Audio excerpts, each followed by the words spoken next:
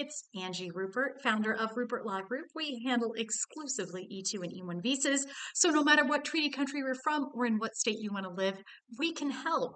So today we're going to talk about opening a consulting business in order to get the E2 visa. So we get lots of calls about this.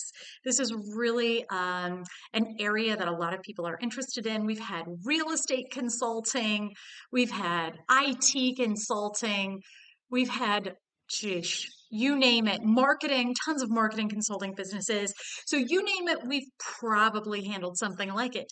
And so today I want to talk about a few of the things that I always tell everybody who wants to get an E2 visa and has a consulting business or wants to start a consulting business in order to get that E2 visa. So number one, remember that all of the E2 visa requirements still need to be met, right? So yes, you can get an E2 visa and use a consulting business in order to get it, but you have to make sure that you meet all of the E2 visa requirements. So most importantly, and usually the requirement that gets the most questions about consulting or from people who want to start consulting businesses is the substantial investment, right? So I hear this all the time. Well, really all I need is like a desk and maybe a computer or something. So can I invest $7,000 to get an E2 visa? No, you may not. Ever, never. No, you can't. Okay. So you still have to invest a substantial amount. We will still always recommend about $100,000 US in order to meet that substantial amount requirement. Now, how do you do that? That's always the second question. Well, we've done another video like that, so you can check that out specifically. But usually what you're going to do is you're going to think about all the things that you're going to need for the next 12 to 18 months and buy them all up front. Also, you're going to upgrade yourself. If you're going to buy a couple of computers, buy 3 and buy the nicer version. If you're going to get an office, get a slightly larger one and pay for a year up front.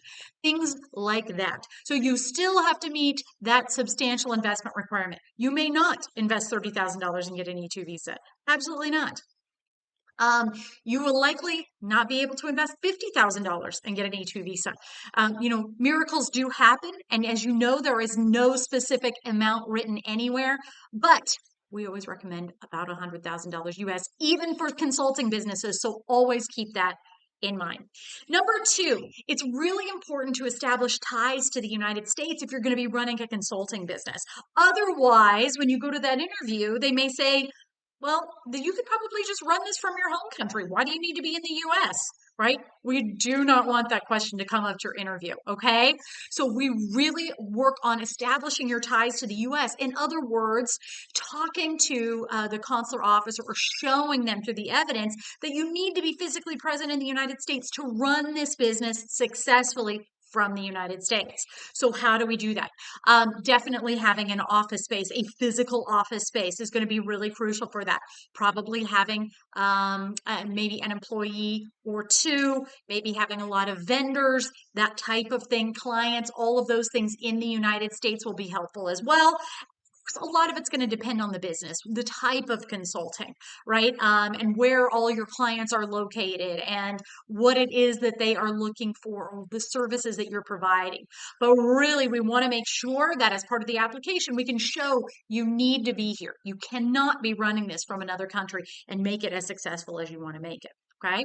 So number 3, make sure that you meet the real and operating and the marginality requirements for the E2 visa. So for real and operating, generally what we'd like to see there is probably an office lease of some sort, right?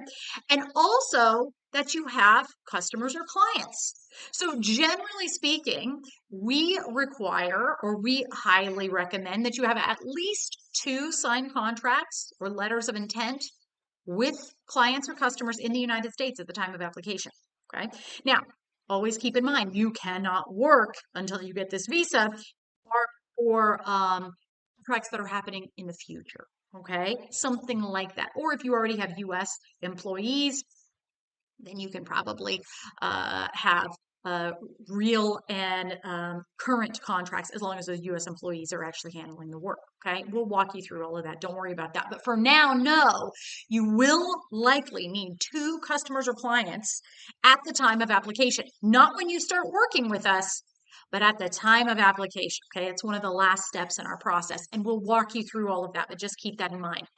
And marginality. That's the other requirement that's really crucial here. And that's to say, this is not going to be a marginal business. All right. Now, generally, how we show that is that you have a U.S. Citizen or green card holder as an employee at the time of application. Okay. So keep that in mind. Again, we'll walk you through those steps. Don't think about it right now. That's kind of toward the end of the E2 visa process. But those are my tips in order to have the best odds of approval to get an E2 visa with a consulting business. We've helped many people do it. We'd be happy to help you too. Please reach out to us to ask any questions that you have about a consulting business or any other type of business in order to get the E2 visa. We would love to speak with you about your E2 visa.